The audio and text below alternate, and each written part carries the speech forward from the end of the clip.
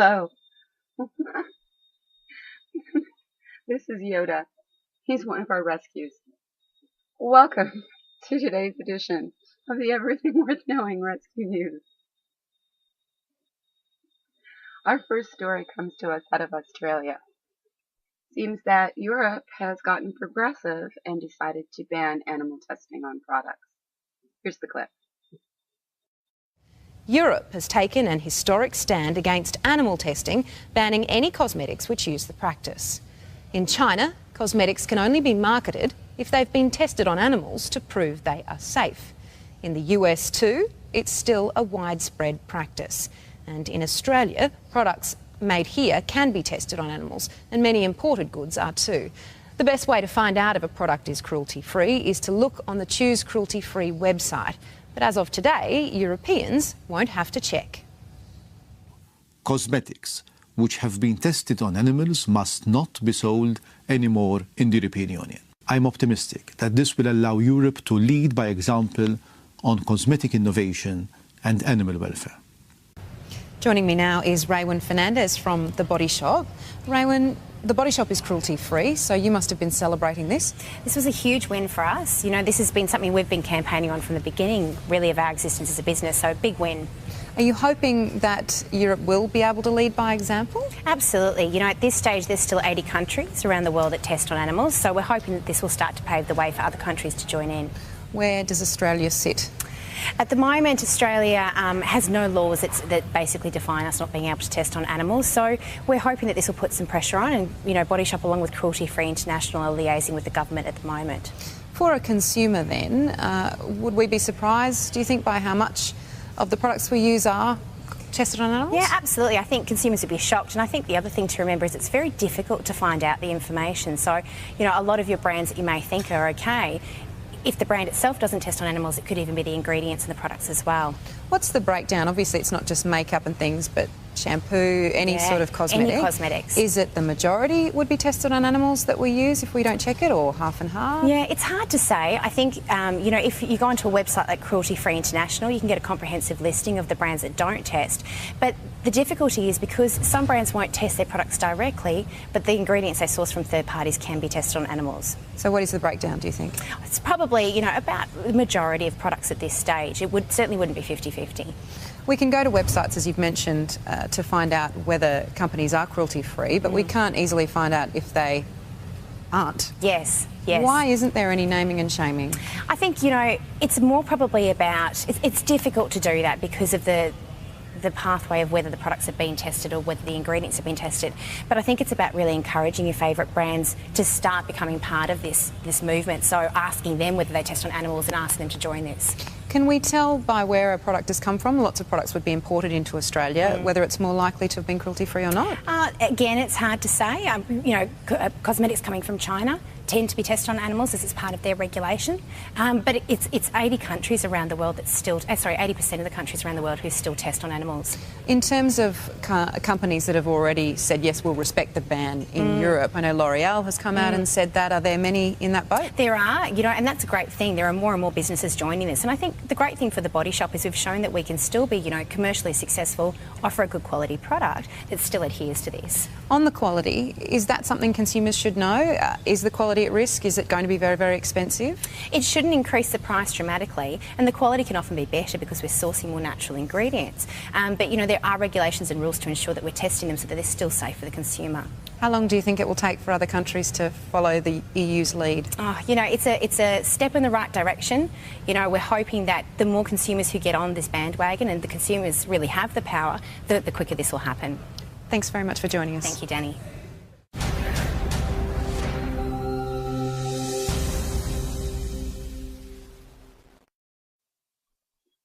Well, hopefully this is a trend we'll see take off across the world. No more animal testing? Now that would be progress.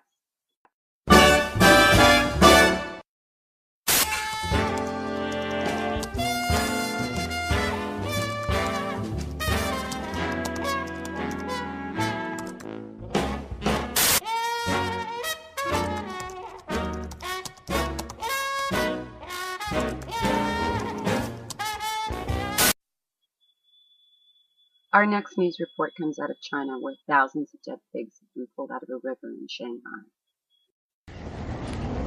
Another unwanted cargo of carcasses.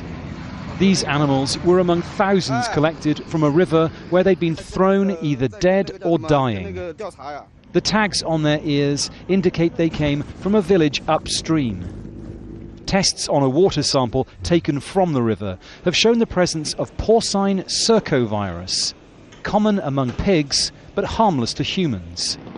Officials think this may be one reason why the animals were dumped in the river. When some farmers raise pigs and see them dying, they will think it's a kind of bad luck, and they have a bad reaction, which is to throw them away carelessly, and the pigs can end up somewhere they shouldn't have. Like here, in the village of Jiaxing. It's upstream from Shanghai, and some people here blame their fellow villagers. The situation here is definitely terrible. Some villagers are not self-disciplined, so they put dead pigs on a bicycle and they throw them wherever it's convenient for them. The Chinese government has promised to invest nearly $1 billion over the next 10 years to improve the water supply system nationwide. But back on the Huangpu River, people's health concerns are much more immediate. Dominic Kane, Al Jazeera. Wow, today's news is really showing us that there's a need for some serious welfare reform in China when it comes to animals. Our first clip taught us that animal testing is mandatory. And this clip here has just taught us that they think nothing of their livestock and will discard them when they're sick and dying. I don't know. What's this world coming to?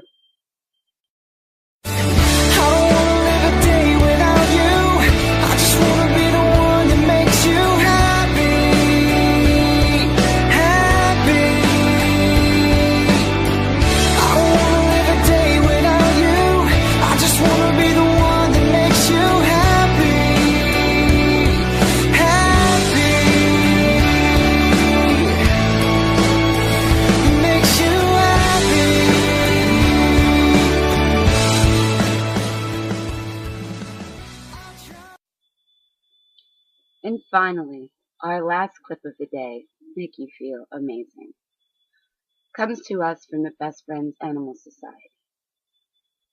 Recently, 6 of the Michael Vick dogs got together for a reunion. Here's what happened.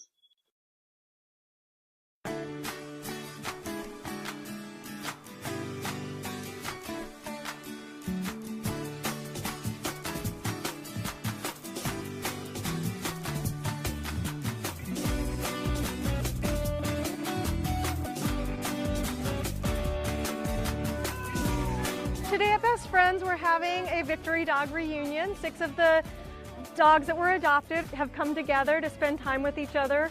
It's pretty cool because the families have really all kept in touch with each other and really support each other while helping to socialize the dogs into their new homes. And they decided to get together and we get to participate. One of the great things that Best Friends has done for us is they put us all in touch with each other. And over the last 3 years, we've all gotten to know each other by email, exchanging pictures and video, and we found that we all have a lot of the same challenges as well as the same triumphs. When we first got him, it was a real process to get him comfortable around new people. He would shake when he sees new people, and that could last for a really long time. And now, 3 years later, he's made such progress. Only takes him about 5 or 10 minutes to calm down in a new situation. We have a ritual and, new people in a room, and so he has to make sure they're okay, but he knows he's in a safe environment now. And after about 5 or 10 minutes, he's sitting on the couch next to you and licking your face. Cherry has just really become this social butterfly, if you will. And he also meets a lot of cats, so he likes cats. But really his change is just within. It's very internal with him. And he's really come to be a, we would say, normal dog, which a lot of people don't find exciting to say, but it's very exciting if you knew Cherry and how he was. He's still very fearful of the world outside of our fence, but inside of the fence in his world where he's comfortable, he's happy, he's comfortable, he's confident, he plays with other dogs. So his needs are covered inside of the safe zone, so he's happy. I always say that Little Red didn't need to be rehabilitated. She needed to recover. Her years at Best Friends helped her with that recovery, and getting into a home has completed that. Seeing all of the victory dogs again that have been adopted and having them come together it's really rewarding. You know, I know when they first arrived here, people weren't sure what these dogs were going to be like, how they were going to do in homes, and the dogs that have gone home have all really thrived and are doing fantastic. And it's been great to see them and see how well they're doing and see how much they've come out of their shells being with families. It's amazing. Everyone was crying, happy tears, seeing them all together, and having gone through all the milestones with them through email and phone conversations with their families, and being able to finally meet all these families in person that have shared so much. It's been amazing. You know, a weekend of a lifetime.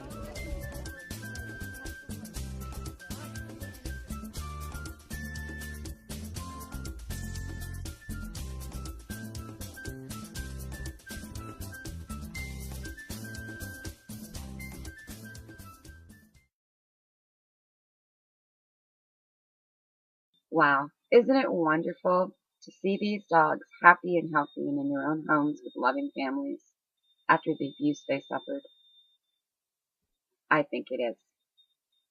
Don't forget that the best thing you can do if you're planning on bringing an animal into your home is to check with rescue agencies and shelters in your area before buying a puppy or a kitten. There are thousands of animals out there waiting for you to love them.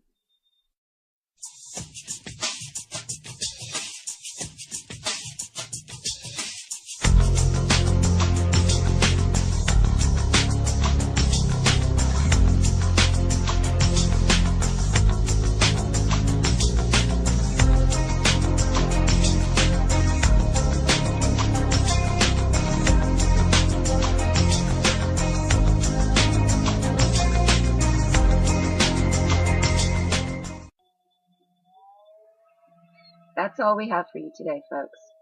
Join us on Sunday when we bring you a special report on companies that use fear-based training to train your dog. See you next time on the Everything Worth Knowing Rescue News.